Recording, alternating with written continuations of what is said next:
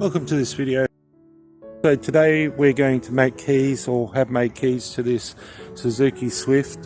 These Swifts are the high security 20-digit immobilizer pin codes. So we've just done that, so we'll just lock the car. Car's locked. Car's unlocked. Double press for unlocking all the other doors.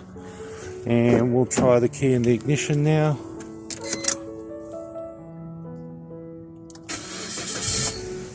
And there we have it. I might just let that run for a little bit, just with the programming. So if you need a key made for your Suzuki Swift, anywhere, well, up to 2020 really, give us a call. Thank you.